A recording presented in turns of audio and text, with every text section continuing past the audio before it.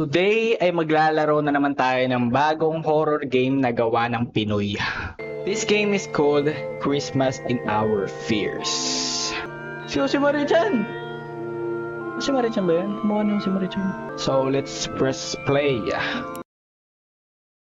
A message from This takes place in the Philippines, with dialogue primarily in Filipino. The events you're about to witness unfold in an alternate timeline of our world. If you find yourself lost in that timeline, brace yourself. There may be no way back. Hello, scary.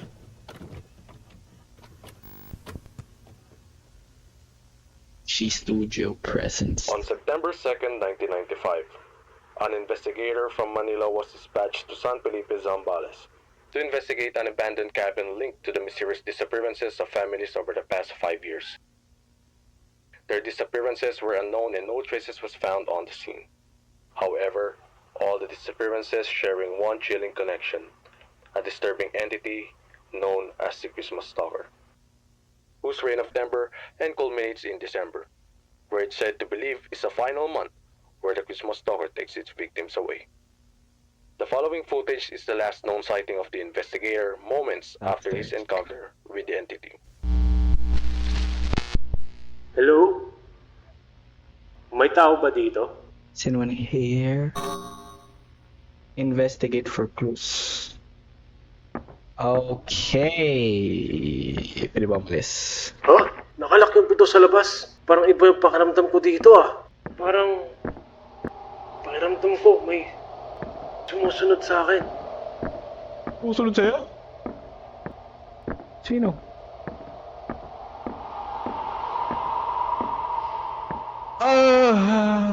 Hello, what's up, Jose Marichan? Kamusta ka? Whenever I see girls and boys selling lanterns on the street.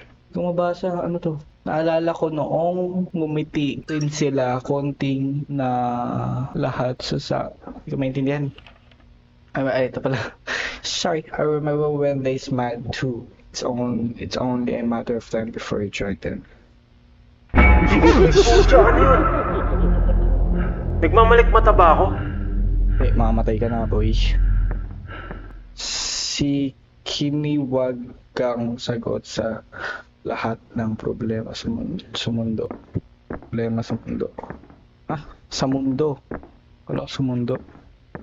Iyo, may ihi! I'm scared.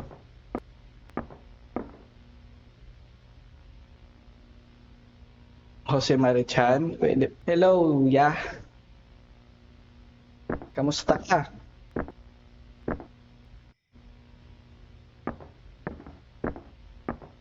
Uy, putang ina mo ka! Ngayon ko lang nag-react, nakita mo na nga doon.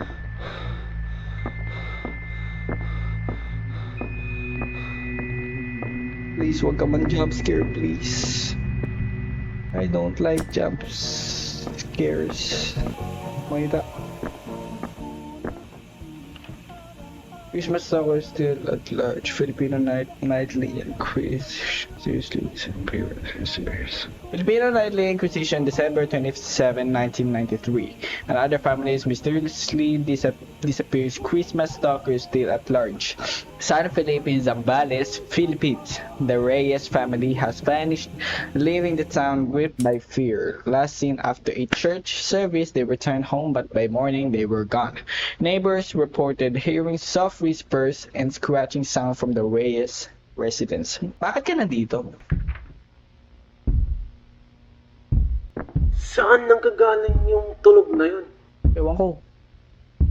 Saan nga ba? The woman in ice. All they want for Christmas is her. Gulat ka? Alam mo ba kung gaano katagal ako naghintay para dito? Para matagpuan mo ako ngayon. Eh pala nagsisimula ka saya. Putang ina! Putang ina! Putang ina!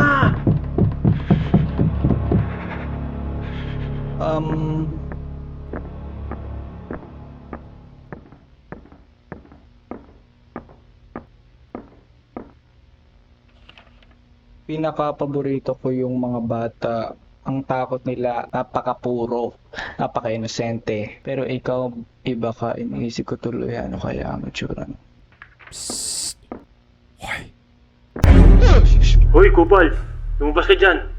Puta, ano mo kalang tatakot ako sa'yo? Chill, bawal magmura. Huwag ka nagmumura.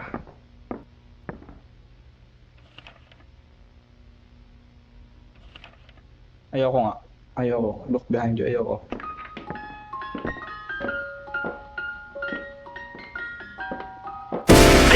Dapat!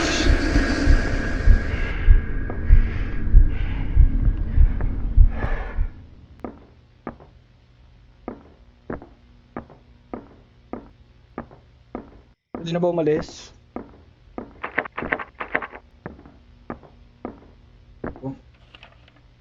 The Book of Chaotic Nature.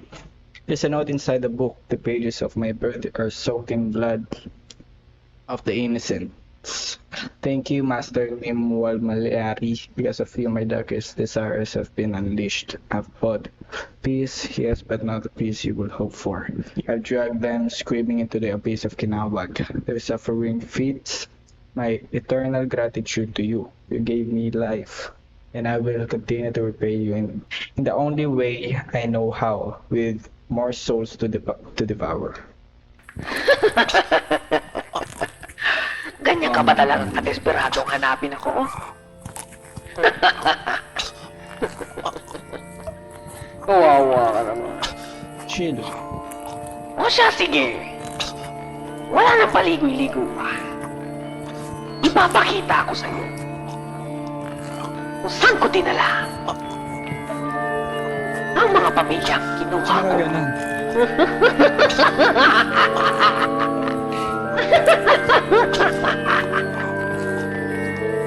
Kinawang. Let him in.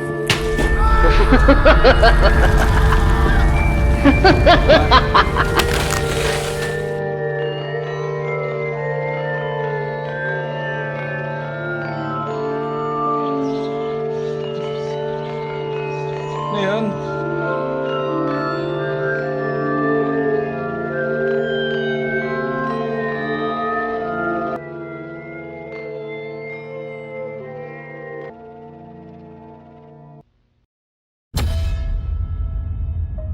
Hindi ako makapaniwala na wala na yung pamilya ko.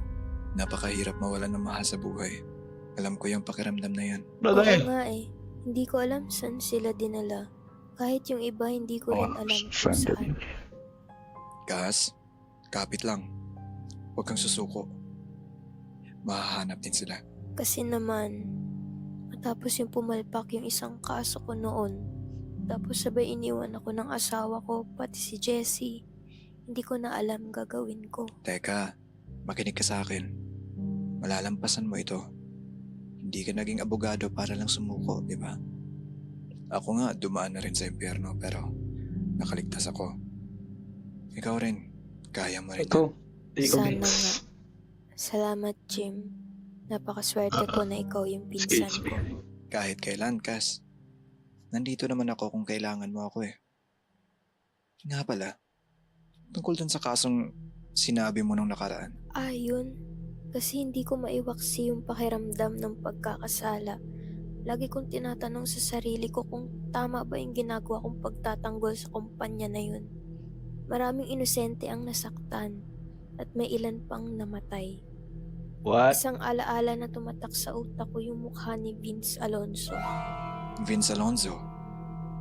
Yung lalaki sa aksidente noon. Oo siya.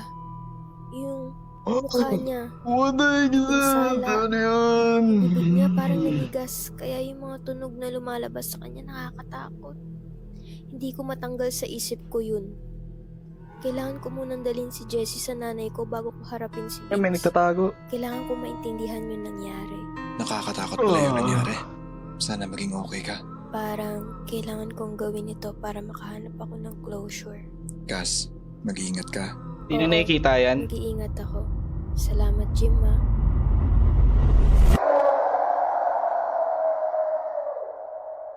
Ay, part 2. Whisper in the Woods. Okay. That's it. Thanks for watching, like and subscribe, and see you on the next one. Bye-bye.